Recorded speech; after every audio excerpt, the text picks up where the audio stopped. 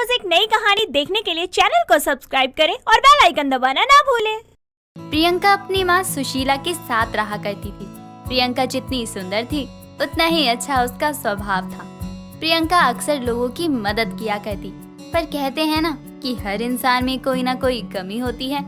ठीक उसी तरह से प्रियंका में भी एक कमी थी। वो हर वक्त खुद को प्रियंका चोपड़ा में बदलने की कोशिश किया करती, या यूँ कहें कि वो अक्सर अपनी बातें प्रियंका चोपड़ा के गाने गाकर लोगों तक पहुंचाया करती। प्रियंका की शादी की उम्र हो गई थी, पर फिर भी प्रियंका हर बार शादी के लिए मना कर दिया करती।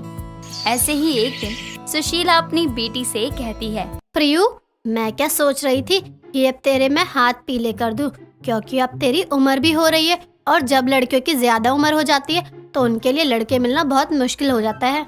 क्या माँ, आप भी ना जब देखो तब शादी की ही बात करती रहती हो। हाँ ठीक है, माना कि आपकी नजरों में मैं शादी लायक हो चुकी हूँ, पर बाहर जाकर देखिए मेरी उम्र की लड़कियाँ अभी बॉयफ्रेंड घुमा रही हैं।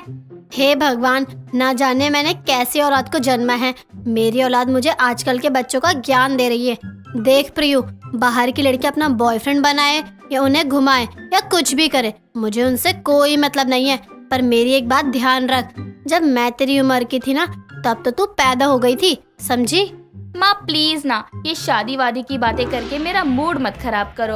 आप हर समय शादी की बात करती रहती हो। मुझे नहीं करनी शादी, आप समझती क्यों नहीं है? और अब इस बात पर मुझे कोई और चर्चा नहीं करनी।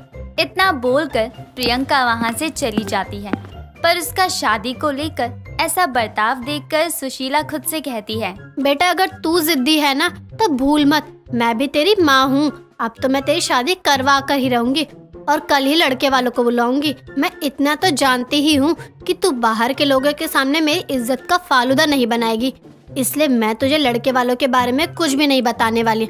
अब जब कल लड़के वाले आएंगे तो तुझे मेरा मान रखने के लिए शादी के लिए हाँ करना ही होगा। इतना बोलकर सुशीला भी वहाँ से चली जाती है और अगले दिन प्रियंका को लड़के वाले देखने आते हैं। पर इस बात से अनजान प्रियंका अपने कमरे से नहाकर जब बाहर आती है तो वो देखती है कि उसके कमरे में उसके कपड़े नहीं हैं। ये देखकर प्रियंका टॉवल में ही हॉल में आ जाती है। माँ, मैंने आपको कहा था ना कि मेरे कमरे में मेरे कपड़े। ये बोलते हुए प्रियंका जैसे ही हॉल में आती है वैसे ही वो वहाँ पर आए हुए मेहमानों को देखकर हैरान रह जाती है, जिसके बाद वो शर्माते हुए अपने कमरे में चली जाती है। तो वहीं सुशीला लड़के की माँ विभा से कहती है, माफ करना बहन जी, मेरी बेटी को लगा कि आप लोग अभी नहीं आएंगे, और जैसे आप जानती हैं कि घर में तो बच्चे। हाँ, कोई बात नहीं बहन जी, इतना तो होता ही रहता है। अब इतनी छोटी सी बात का क्या है इशू बनाना? वैसे भी हम 21वीं सदी में हैं, तो ये सब होता रहता है, इसलिए इतना मत सोचिए। और वैसे भी मेरी बहू जानबूझकर थोड़ी ना टॉवल में आई है।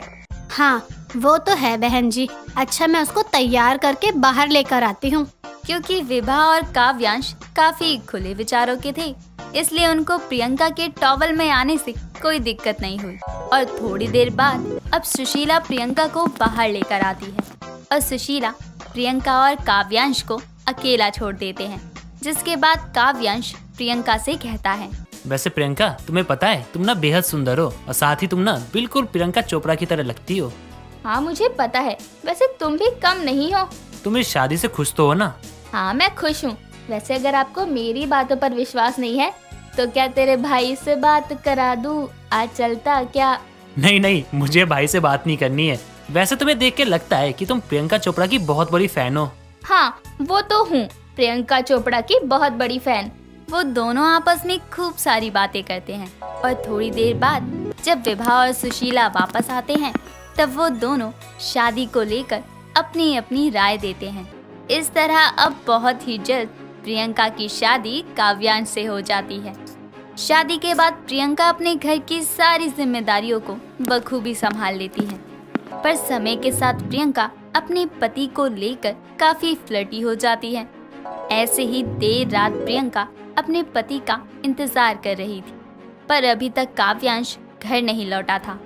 ये देखकर प्रियंका काव्यांश को फोन करती है और, काव्यांश कहाँ रह गए आप? आपको पता भी है मैं आपका कितना इंतजार कर रही हूँ। आपके बिना तो मेरा जरा सा भी मन नहीं लग रहा। प्रियंका, मैं ऑफिस में हूँ, आज काम बहुत ज्यादा था इसलिए मैं यहाँ रुक गया। बस मैं अभी थोड़ी देर में आता हूँ। काव्यांश सुनो ना। हाँ।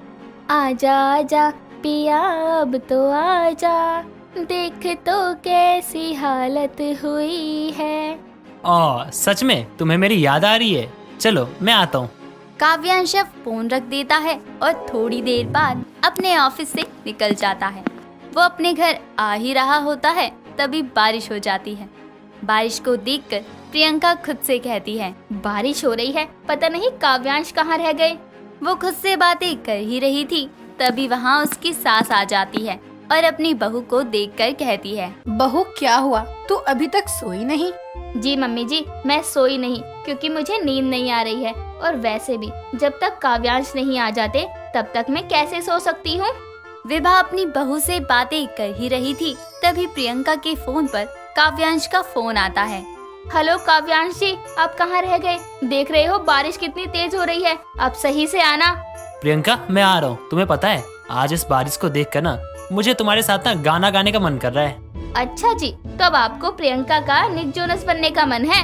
अपने बेटे बहू की ऐसी बातें सुनकर विभा वहाँ से चली जाती है तो वहीं काव्यांश अपनी पत्नी को फोन पर गाना गाते हुए कहता है, बरसात के दिन आए, मुलाकात के दिन आए, ये सावन की रिमझिम झरी है, कदम बेखुदी में बहकने लगी है, ये मधुशियों की घड़ी है, बरसात के दिन आए, मुलाकात के दिन आए।